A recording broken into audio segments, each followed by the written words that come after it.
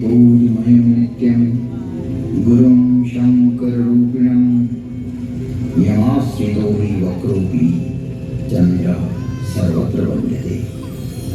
भवानि शङ्करौ वन्दे श्रद्धा विश्वासरूपिणौ याभ्यां विना न पश्यन्ति सिद्धाः स्वान्तः स्थलेश्वरम्। 1000 कैमरा खुला 1000 जन फोन रे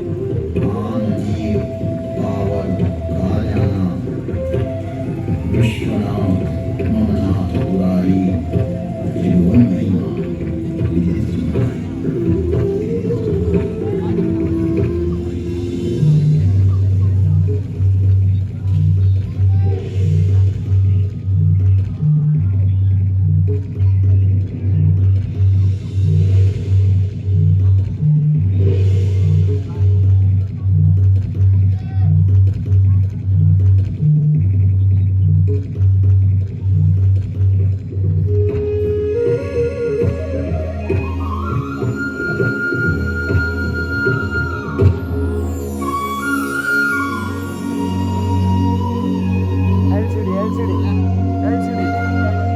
एलसीडी पूरी बड़ा बड़ा कौन बनायो मां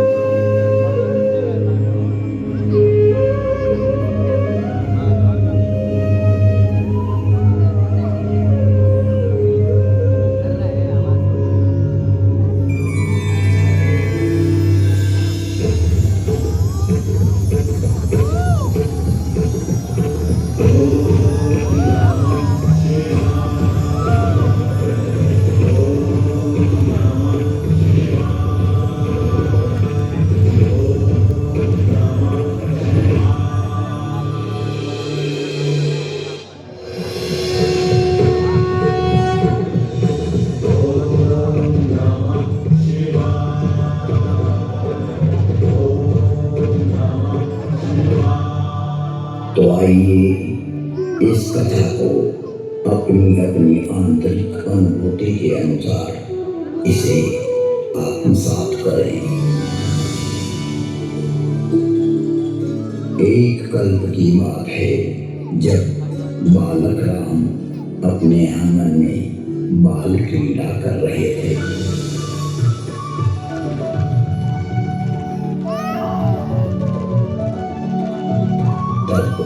मैं अर्थात काकभुजंगी उनके संग संग खेलता था और जहां जहां राम का जूठन गिरता था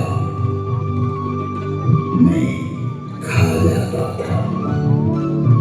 एक बार बालक राम ने ऐसा चरित किया जिसका स्मरण आते ही मेरा शरीर पुलकित हो उठा।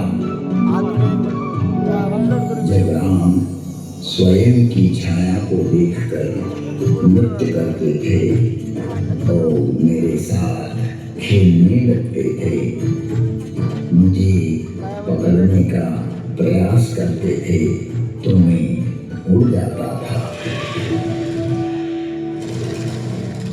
तब राम रोने लगते थे। जब मैं दूर चला जाता तो मुझे भोजन दिखाकर अपने पास बुलाना चाहते थे।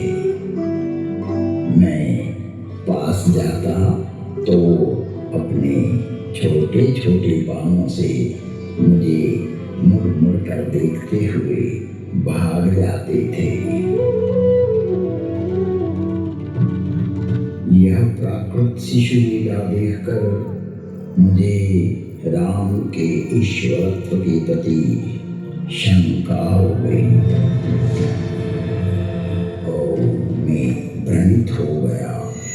अर्थात सनातन धर्म की सरलता एवं सहजता ने मुझे भ्रम में डालकर विचलित कर दिया।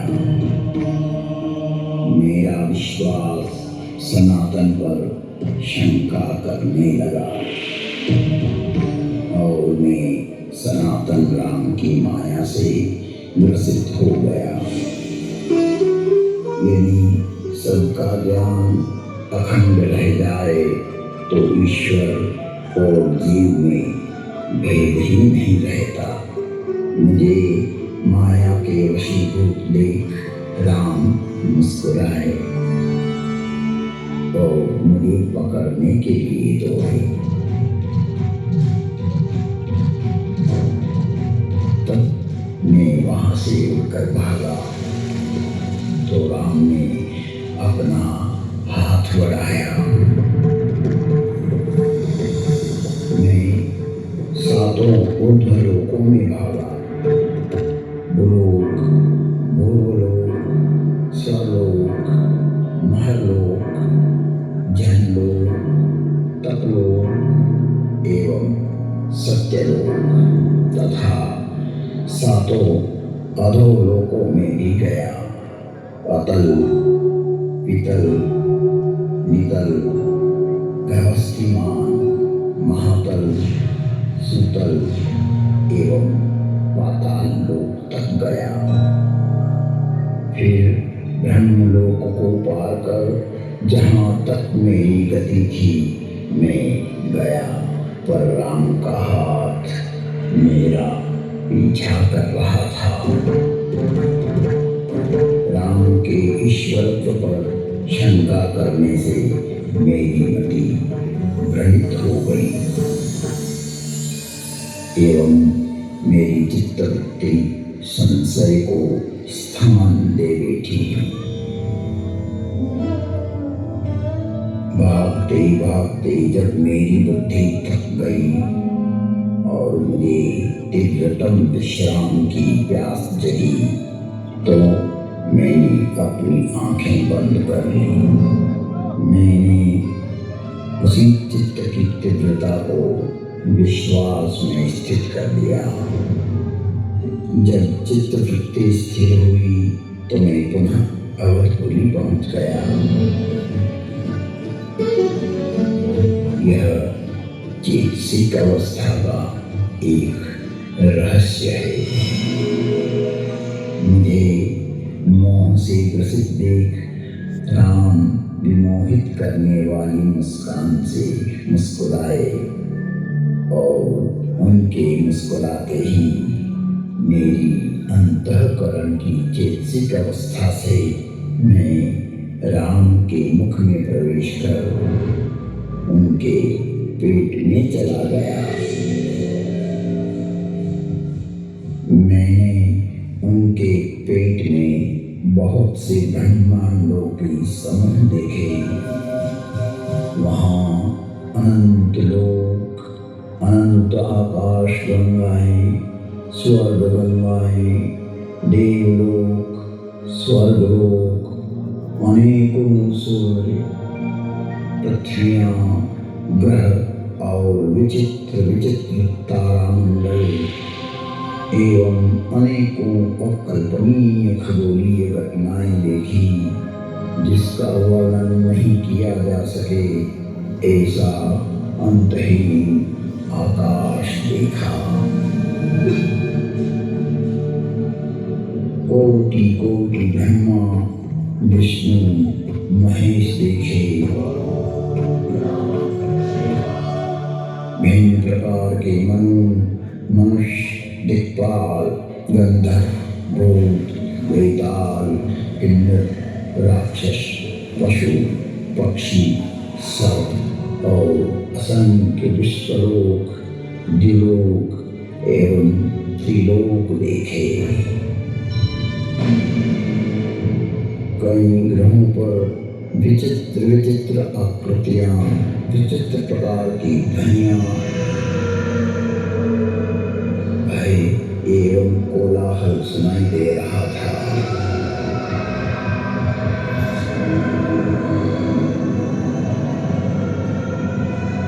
कई ग्रहों पर ज्वालामुखी फट रहे थे और अनेकों जगह क्षण क्षण प्रलय की प्रक्रिया चल रही थी। कई जगह अनेकों सृष्टियों का सृजन चल रहा था। कई नए सूर्यों का प्रादुर्भाव हो रहा था। कई ग्रहों पर ज्ञान विज्ञान का विस्तार हो रहा था तो कई ग्रह विज्ञान के चरमोत्कर्ष पर थे। कहीं सतयुग, त्रेता, द्वापर तो कहीं कलयुग देखा। संताप में जलते हुए कहीं नरक देखे तो कहीं संतोष से ओतप्रोत स्वर्ग भी देखे। राम के पेट के अंदर हर पल हर क्षण कई सृष्टियां उत्पन्न होते हुए, पल्लवित होते हुए और विलय होते हुए देखी। वहां के देवों का स्वरूप भी अलग था। दशरथ कौशल्या से सभी भाइयों को भी देखा। सभी का स्वरूप अलग था, पर राम को मैंने दूसरा नहीं देखा। प्रति ब्रह्मांड राम वही के वही देखे। इस प्रकार मानो 100 कल्प बीत गए। अपनी आंतरिक स्थिति में स्थित होने के लिए मैं अपने आश्रम में गया और कुछ काल मैंने अपनी स्थिति को स्थिर करने में वहां बिताया। जब मेरे अंतःकरण की स्थिति स्थिर हुई तो वहां भी राम जन्म का समय वर्तमान था। मैंने प्रेम निमग्न होकर प्रसन्नता के साथ राम जन्मोत्सव का अनुसंधान किया।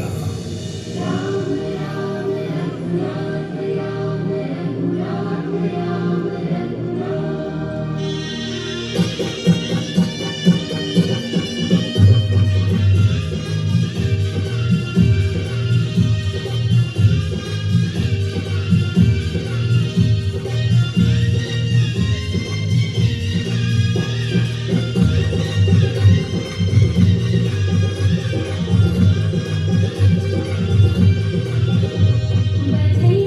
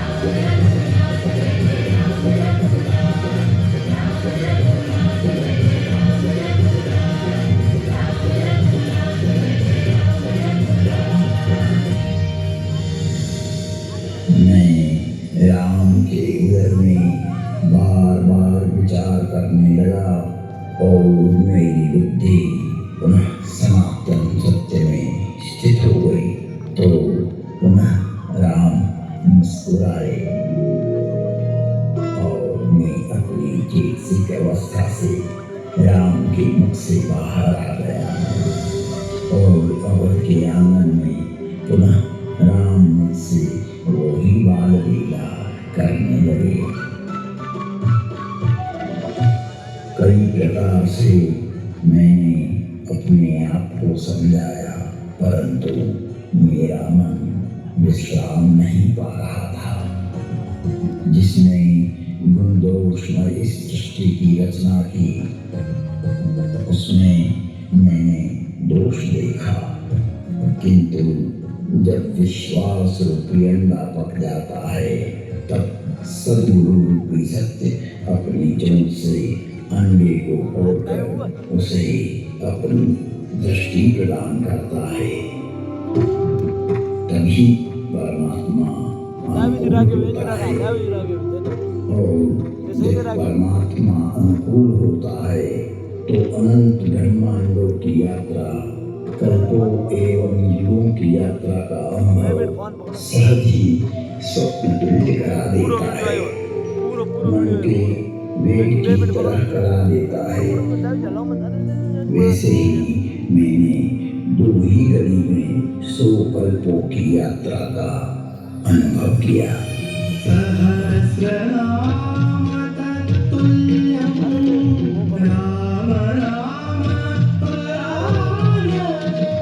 तो आइए हम भी हमारे हृदय में स्थित राम जो अंतहीन है उसका भाव श्रद्धा और विश्वास के साथ अनुभव कर अपने सनातन सत्य को पहचाने एवं अपने हृदय को सनातन राम की व्यापकता का बोध कराएं। राम अनंत हैं, उनके गुण भी अनंत हैं और उनकी कथाएं भी अनंत हैं। इसलिए जिनके विचार सनातनी एवं निर्मल हैं वो इस वर्णन को सुनकर आश्चर्य नहीं करेंगे क्योंकि यह तो जिसने खोजा उसने पाया।